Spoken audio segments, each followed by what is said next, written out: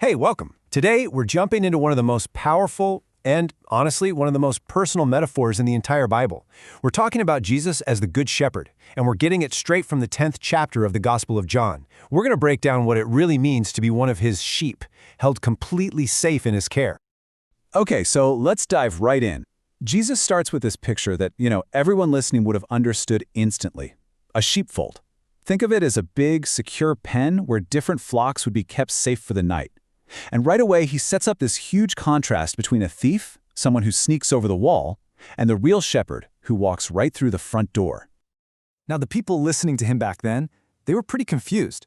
They heard the story, sure, but the deeper spiritual meaning just went right over their heads. So, we're going to solve this riddle together, because the answer, well, it holds the key to our own security, our identity, and what it means to have a truly vibrant spiritual life. Thankfully, Jesus doesn't leave them or us guessing for very long. He actually unpacks the riddle himself, and he does it with two incredible I am statements that totally redefine our relationship with God. So first, Jesus declares, "I am the door." Now this is way more than just a nice figure of speech. In some of those ancient sheepfolds, the shepherd would literally lie down in the one and only opening, becoming a human gate. I mean, think about that. Nothing to get to the sheep unless it went through him. Jesus is saying he is the only way to safety, to salvation, and to real spiritual freedom. And the difference couldn't be more clear. In verse 10, Jesus lays it all out. He says the thief's only goal is to steal, kill, and destroy. But his purpose? It's the exact opposite. It's to give life, and not just any life, but life more abundantly. We're not just talking about surviving, we're talking about a life that is full, overflowing, and just bursting with God's purpose. Then, Jesus kind of shifts the metaphor a little bit. He's not just the entrance, he's also the Good Shepherd. And what makes him good? It's his willingness to make the ultimate sacrifice. He isn't just doing a job, he is personally, deeply invested in his flock. And this just brilliantly illustrates the difference. He compares himself to a hireling, basically a hired hand. See, the hired hand is just there for the paycheck. When a wolf shows up, he's out of there, right? He has no real connection to the sheep.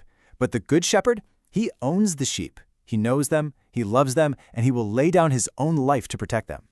So, what do these powerful metaphors, the door and the shepherd, actually mean for us today? What's the promise for those who choose to follow him? Well, it really boils down to two incredible, life-changing assurances. The first promise is for an abundant life. And this isn't about having a ton of money or an easy life. No, it's about a life right here and now that is just overflowing with God's presence, his purpose, and his power. It is the complete opposite of a life that feels stolen, broken, or destroyed by the world. The second promise is one of absolute, unshakable security. And let's be real, in a world that feels so chaotic and, frankly, pretty scary a lot of the time, this is a promise that can really anchor your soul. Jesus makes this just incredible promise to his followers. He says he gives them eternal life and they will never perish. But he doesn't even stop there. He uses this powerful image to describe just how secure we really are. So get this visual in your head. A believer is held securely in Jesus' hand, but then Jesus' hand is held inside the hand of God the Father. It's a double grip of divine power. I mean, there is no power in all of creation that is strong enough to break that hold. That is some serious security. Now, as you can probably imagine, making these kinds of radical claims, being the only way to God and being one with God, it didn't really allow for a neutral response. People were forced to pick a side. And the crowd was split, like right down the middle. Some people just dismissed him completely. They said he was insane or even demon-possessed. But others, they just couldn't ignore the evidence. They were saying, wait a minute, a demon can't open the eyes of the blind, which was a miracle he had just performed. His actions demanded a verdict. And then, Jesus makes his most direct, most explosive claim yet. This one short sentence left zero room for misunderstanding.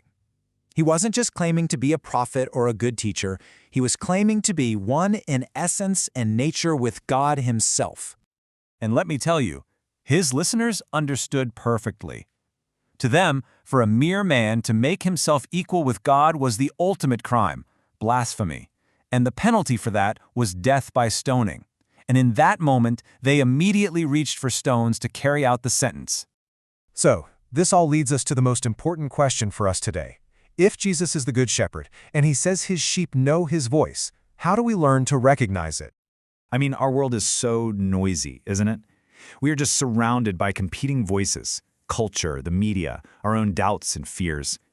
Being able to distinguish the shepherd's quiet, guiding voice from all that other noise is both the central challenge and the absolute privilege of a believer's life. So here are 3 really intentional, practical things we can do. First, spend time in the Word. The more you immerse yourself in the Scriptures, the more you'll start to recognize the character and the tone of the shepherd's voice. Second, spend time in prayer and make it a real two-way conversation. And third, spend time in fellowship with other believers who can help you discern and confirm what you're hearing. And so, this ancient story leaves us with a very, very modern question. The shepherd is always calling his sheep by name. But you know what? The thieves and the hirelings of our world, they're also shouting for our attention. Every single day, we make a choice about who we listen to. So the only question left is, whose voice are you following? To really solidify your understanding of all these concepts, be sure to use the flashcards to review, and then take the quiz to wrap it all up. Passing the quiz will mark this lesson as complete. Thanks so much for joining us for this explainer.